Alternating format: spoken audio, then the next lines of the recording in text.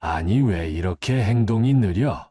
빨리 안 해. 지금 하고 있는 거 안 보이십니까? 그건 그렇고 왜 자꾸 그쪽 동차를 내 차 옆에다가 대는 거야? 제가 주차를 한 게 아니라 그쪽이 제 차 옆에다가 주차를 한 거 아닙니까? 오늘의 주인공은 73세 김정수 할아버지의 이야기입니다. 할아버지는 젊은 시절부터 손으로 무언가를 만드는 것을 좋아했으며 그 꿈을 이루기 위해 건축가의 길을 걸었습니다. 밑바닥에서부터 시작해 건축업계에서 인정받았고 결국 대기업을 설립하며 회장 자리에 올랐습니다. 고급 건축을 선도하는 그의 회사는 업계에서 유명해졌고 부와 명예를 동시에 얻었지요. 그러나 세월은 야속하게도 흐르고 결국 나이가 들면서 자식들에게 회사를 물려주고 은퇴하게 됩니다. 하지만 막상 일을 그만두니 몸도 마음도 나태해지고 삶의 의미를 찾기 어려웠습니다. 등산도 해보고 운동도 해보았지만 그 어떤 것도 가슴을 뛰게 하지 못했습니다. 그러던 어느 날 우연히 자신의 손으로 직접 설계하고 건축했던 서울 중심의 고급 아파트를 바라보게 되었고 그곳에서 경비 일을 해보자는 생각을 하게 되었습니다. 다시 사람들과 어울리면서 몸도 쓰고 내 손으로 지은 건물에서 일하면 더 의미가 있지 않을까? 자식들은 반대했지만 할아버지는 결심을 굳혔고 그렇게 김정수 할아버지는 경비원의 삶을 시작하게 됩니다. 어서 오세요. 좋은 하루 되세요. 김정수 할아버지는 경비초소 앞에 서서 밝은 미소로 주민들에게 인사했습니다. 어쩌면 평생 회장이라는 자리에서 받기만 했던 인사였는데 이제는 자신이 먼저 건네는 인사가 꽤나 정겹고 따뜻하게 느껴졌습니다. 이곳은 다름 아닌 그가 직접 설계하고 건축했던 고급 아파트. 그 누구보다 이 건물의 구조를 잘 알고 벽돌 하나하나에 담긴 의미까지도 이해하는 사람이었지만 이제는 그저 한 명의 경비원으로 서 있을 뿐이었습니다. 김경비님, 오늘 날씨 좋네요. 아저씨, 저 오늘 시험 잘 봤어요. 주민들은 호의적이었고 할아버지도 기분 좋게 그들에게 답했습니다. 하루 종일 걷고 아파트를 돌며 살펴보는 일이 이제는 운동이자 삶의 활력소가 되었습니다. 등산보다 헬스보다 이 일이 훨씬 재미있었습니다. 하지만 세상은 그렇게 호락호락하지 않았지요. 처음부터 그를 탐탁지 않게 여기는 사람들도 있었습니다.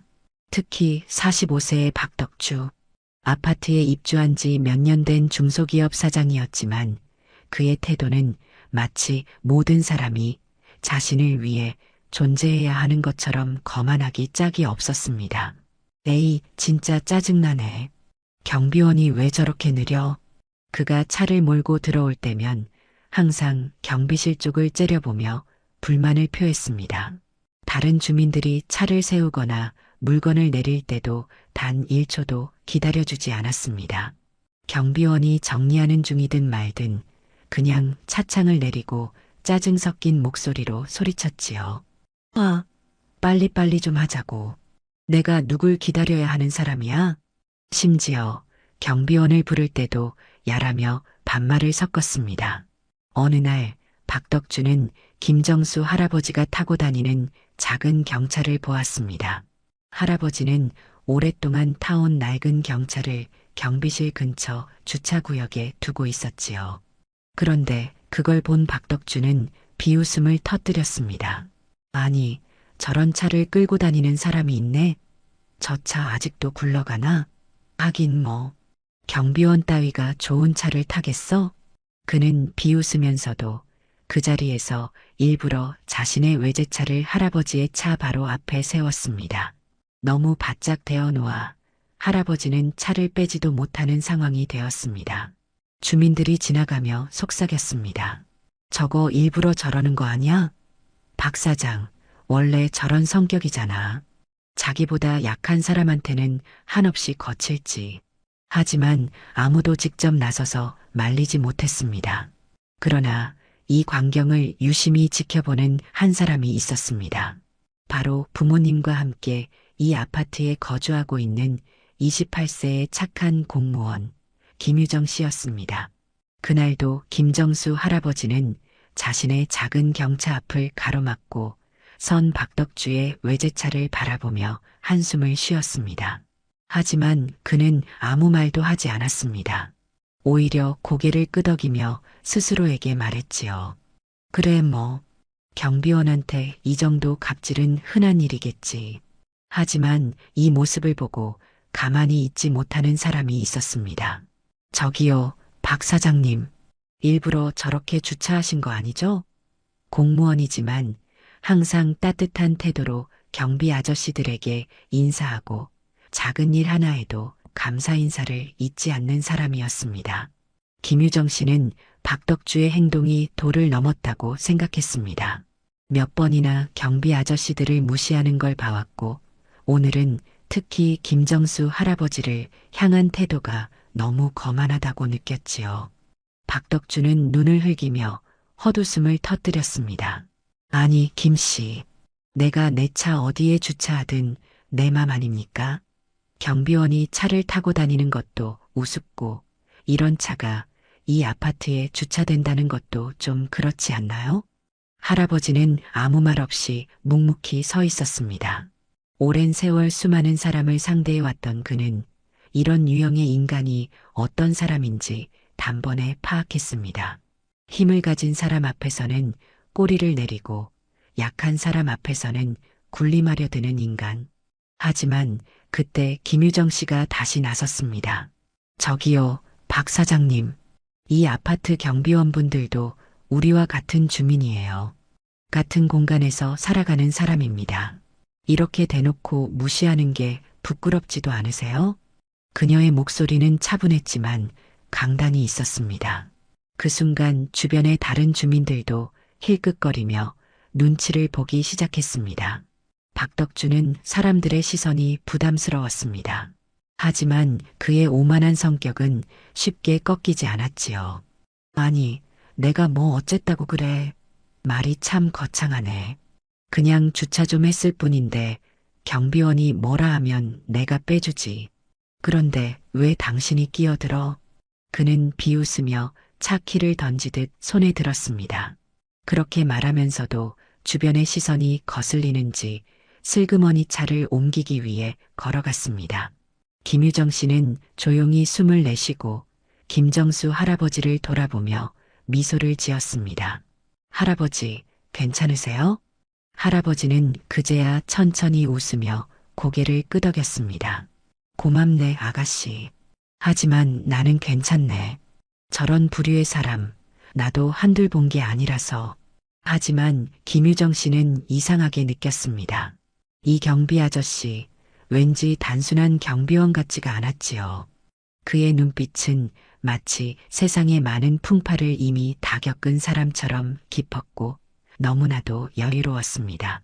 박덕주는 자신이 주차 문제로 사람들 앞에서 망신당한 것이 영 못마땅했습니다. 경비원 주제에 자신이 타는 외제차와 같은 공간에 주차를 한다는 것조차 거슬렸고 특히 김유정이라는 공무원이 나서서 경비원을 감싼 일이 신경 쓰였습니다. 그날 이후로 박덕주의 갑질은 더욱 심해졌습니다. 그는 일부러 할아버지가 정리한 쓰레기 봉투를 차로 밀며 일부러 흐트렸고 엘리베이터에서 마주치면 눈을 피하며 모른 척하거나 일부러 밀치고 지나갔습니다. 심지어 택배를 시킬 때면 무거운 박스를 일부러 경비실로 배달시켜 놓고 가져오라고 지시했습니다. 주민들에게는 경비원이 하는 일이 그거 아니겠어?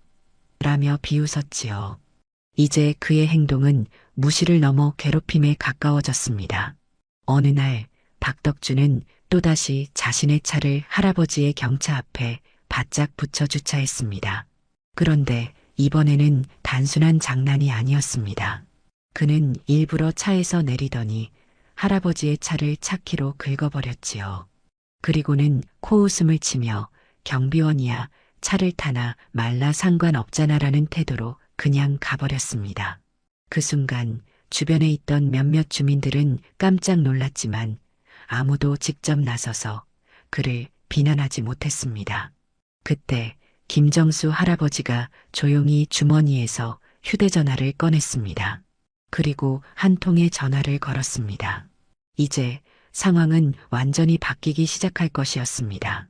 김정수 할아버지는 조용히 휴대전화를 꺼내 들었습니다. 그의 얼굴에는 여전히 감정이 드러나지 않았습니다. 마치 이미 예상했던 일이 벌어졌다는 듯한 태도였습니다. 전화기가 연결되자 그의 목소리는 차분했지만 단호했습니다. 내 차 앞에 차를 좀 몇 대 세워줘. 딱 그 한마디뿐이었습니다. 누군가를 부르는 것도 화를 내는 것도 아니었습니다. 그러나 그의 말투에는 확신이 담겨 있었습니다. 약 30분이 채 지나지 않아 고급스러운 차량들이 하나둘 아파트 주차장으로 들어오기 시작했습니다. 롤스로이스, 벤틀리, 마이바흐, 그리고 최신형 벤츠와 BMW까지 모두 범상치 않은 값비싼 차량들이었습니다. 이 차량들은 아파트 입구를 지나 경비실 앞으로 조용히 정렬되듯 주차되었습니다. 그리고 그중 한 대의 차가 박덕주의 외제차를 완벽하게 가로막고 섰습니다. 그 장면을 본 주민들은 순식간에 웅성거리기 시작했습니다. 저 차들 뭐야? 우리 아파트에 이런 차들이 들어올 일이 있었나? 그리고 검은 정장을 차려입은 운전기사들이 하나둘 차에서 내리기 시작했습니다. 그들은 말없이 차를 관리하듯 서 있었고 분위기는 점점 묘해졌습니다. 잠시 후 차를 빼려고 내려온 박덕주는 경악했습니다. 자신의 차는 이제 꼼짝도 못하게 된 상태였습니다. 그가 가장 꿈꾸던 차들, 그토록 타고 싶었던 드림카들이 눈앞에서 자신의 차를 둘러싸고 있는 광경을 보자 그는 입을 다물지 못했습니다. 순간 그의 시선이 주차장에서 걸어 나오는 한 사람을 향했습니다. 바로 김정수 할아버지였습니다. 하지만 오늘의 할아버지는 어제와는 사뭇 다른 분위기였습니다. 그는 여전히 경비원 복장을 입고 있었지만 그의 걸음걸이는 위험이 넘쳤습니다. 눈빛은 한층 깊었고 그의 주변에는 아까 도착한 운전기사들이 조용히 자리하며 분위기를 잡고 있었습니다. 할아버지는 박덕주를 바라보며 천천히 입을 열었습니다.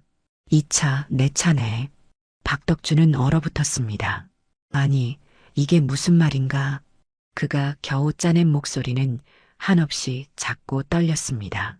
무슨 말씀이세요? 그때 할아버지는 조용히 명함 한 장을 내밀었습니다. 박덕주가 받아든 명함에는 이렇게 적혀 있었습니다. 박덕주의 눈이 순식간에 커졌습니다. 그제야 퍼즐이 맞춰지기 시작했습니다.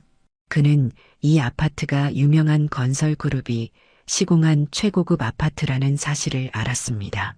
하지만 그 아파트를 설계하고 건축한 사람이 그리고 이 건설회사를 세운 창립자가 지금 자신이 무시했던 경비원이었다는 사실은 꿈에도 몰랐습니다. 순간 박덕주의 얼굴이 새파랗게 질렸습니다.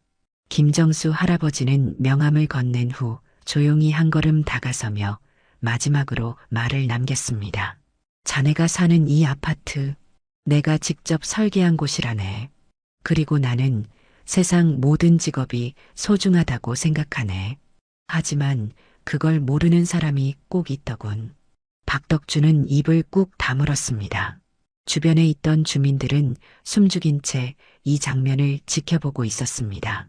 그리고 마지막으로 할아버지는 담담하게 한마디 던졌습니다. 이제 사람을 함부로 무시하지 말게나. 박덕주는 명함을 손에 쥔 채 멍하니 서 있었습니다. 그의 얼굴에는 온갖 감정이 뒤섞여 있었습니다. 분노, 당혹스러움, 수치심, 그리고 무엇보다도 극심한 당황. 그는 경비원을 무시하는 것이 당연하다고 여겼고 경비원의 낡은 경차를 보고 비웃었던 자신을 떠올렸습니다. 그런데 그 경비원이 바로 자신이 꿈꾸던 삶을 살았던 사람이라니. 순간 주차장에 모여있던 주민들이 웅성거리기 시작했습니다. 경비원 아저씨가 저 건설 회사를 세운 창립자라고? 말도 안 돼, 박덕주. 저 사람한테 갑질한 거야? 아니, 그러면 우리 아파트를 만든 사람이 김경비 님이었다고?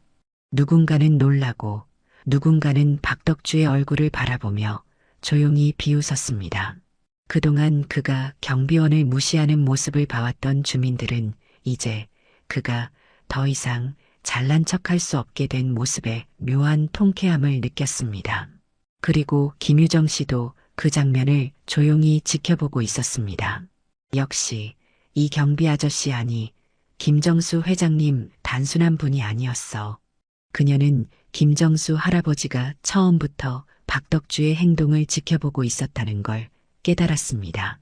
그는 단순히 참은 것이 아니라 그의 본성을 끝까지 보고 싶었던 것이었습니다. 박덕주는 아무 말도 하지 못한 채 초조하게 자신의 외제차를 빼려 했습니다. 그러나 그의 차는 아직도 고급 차량들 사이에 갇혀 있었습니다. 그제야 그는 자신이 꼼짝없이 이 상황을 감내해야 한다는 사실을 깨달았습니다. 그는 비겁하게도 고개를 푹 숙이고 최대한 조용히 차를 빼려고 했습니다. 사람들의 시선이 따가웠고 더 이상 떠벌릴 수도 없었습니다. 그가 조용히 차에 올라탄 순간 뒤에서 한마디가 들려왔습니다. 박 사장. 그는 흠칫하며 뒤돌아봤습니다. 김정수 할아버지는 여전히 경비원 복장을 입고 있었지만 더 이상 평범한 경비원이 아니었습니다. 그의 눈빛은 깊고 차분하며 한치의 흔들림도 없었습니다. 그리고 마지막으로 짧은 한마디가 날아왔습니다. 이 아파트에 계속 살고 싶으면 이제라도 사람답게 살아. 박덕주는 차마 아무 말도 하지 못하고 입술을 꾹 다문 채 그대로 차를 몰고 황급히 주차장을 빠져나갔습니다. 주민들은 그의 차가 멀어지는 것을 조용히 지켜보았습니다. 그리고 누군가 박수를 치기 시작했습니다. 그 박수 소리는 점점 커졌고 결국 주차장은 잔잔한 환호와 박수 소리로 가득 찼습니다. 박덕주가 차를 몰고 허겁지겁 떠난 뒤 주차장에는 이상한 정적이 흘렀습니다. 그곳에 남아있던 주민들은 믿기 어려운 표정으로 김정수 할아버지를 바라보고 있었습니다. 단순한 경비원이라고 생각했던 사람이 사실은 이 아파트를 직접 설계하고 건축한 건설사 창립자라니. 그리고 지금도 그 엄청난 재력을 지닌 채 살아가고 있다니. 이제야 주민들은 김정수 할아버지가 왜 항상 여유로운 태도를 유지했는지 이해할 수 있었습니다. 그는 단순히 경비원이니까 참는 것이 아니라 모든 걸 내려다보며 시험해 보고 있었던 것이었습니다. 한편 김유정 씨는 여전히 할아버지를 바라보며 생각에 잠겨 있었습니다. 그녀는 누구보다도 먼저 그가 평범한 경비원이 아니라는 걸 눈치챘고 이제는 확신이 들었습니다. 마침 사람들이 자리를 떠나고 주차장에는 김정수 할아버지와 김유정 씨만 남아 있었습니다. 회장님, 그녀는 조심스럽게 입을 열었습니다. 할아버지는 그 말을 듣고 피식 웃으며 고개를 저었습니다. 이제 와서 그렇게 부르면 어색하지 않나? 그러나 김유정 씨는 쉽게 물러서지 않았습니다. 그녀는 한 걸음 다가서며 진지한 눈빛으로 물었습니다. 저 궁금한 게 있어요. 왜 이런 일을 하시는 거예요? 돈도 많고 은퇴 후에 편히 살 수도 있었을 텐데 왜 굳이 힘든 경비원 일을 선택하셨죠? 할아버지는 잠시 말없이 그녀를 바라봤습니다. 그리고 천천히 하늘을 올려다보며 말했습니다. 편히 사는 게 꼭 행복한 건 아니거든. 돈이 많아도 가진 게 많아도 결국 인간은 몸을 움직이고 사람들과 소통할 때 살아있다고 느끼는 법이야. 그의 목소리는 조용했지만 그 속에는 세상을 오래 살아온 사람만이 가질 수 있는 깊은 깨달음이 담겨 있었습니다. 내가 지은 건물에서 살아가는 사람들, 그들과 부딪히고 직접 몸을 움직이며 살아가는 게 더 좋았어. 이런 삶을 살다 보면 사람의 진짜 모습을 볼 수 있으니까. 그날 이후 아파트의 분위기는 완전히 달라졌습니다. 경비원 김정수 할아버지를 무시하던 일부 주민들은 이제 그 앞에서 조심스럽게 행동하기 시작했습니다. 그리고 나머지 주민들은 오히려 그에게 더욱 친근하게 다가갔습니다. 어떤 사람들은 차를 세우며 말을 걸었고 어떤 주민들은 김경비님, 오늘도 좋은 하루 보내세요. 라며 밝게 인사했습니다. 이제 아파트의 경비원은 단순한 경비원이 아니라 모두에게 존경받는 어른이 되었습니다. 시간이 얼마나 흘렀을까 어느 날 김유정 씨에게 뜻밖의 일이 벌어졌습니다. 그녀는 시청에서 사회복지 관련 부서에서 일하는 공무원이었는데 갑자기 내부 감찰 조사를 받게 된 것이었습니다. 김유정 씨, 잠시 조사실로 와주십시오. 어느 날 상부에서 그녀를 호출했고 그녀는 갑자기 부당한 혐의를 받게 되었습니다. 공적 자금을 부적절하게 사용한 의혹이 제기되었습니다. 그녀는 황당했습니다. 자신은 한 번도 규정을 어긴 적이 없었고 청렴하게 일했다고 자부하고 있었습니다. 그러나 누군가가 그녀를 음해하려고 거짓 제보를 했던 것입니다. 조사는 길어졌고 그녀는 공무원으로서 강제휴직 처분을 받았습니다. 그동안 자신의 일에 자부심을 가지고 성실하게 살아왔던 그녀에게 이 일은 큰 충격이었습니다. 그녀는 억울했지만 방법이 없었습니다. 모든 증거는 자신에게 불리하게 조작되어 있었고 그녀는 직장도 명예도 모두 잃을 위기에 처했습니다. 그리고 그 소식을 들은 사람 중 한 명이 있었습니다. 바로 김정수 할아버지. 김유정 씨는 모든 걸 잃을 위기 속에서 문득 자신이 기댈 곳이 없다는 걸 깨달았습니다. 그리고 자신도 모르게 발걸음은 경비실로 향했습니다. 할아버지는 평소처럼 경비실 앞에 서 있었습니다. 그녀를 보자 그는 아무 말 없이 조용히 벤치에 앉으라고 손짓했습니다. 김유정 씨는 조용히 앉았고 잠시 말없이 고개를 떨궜습니다.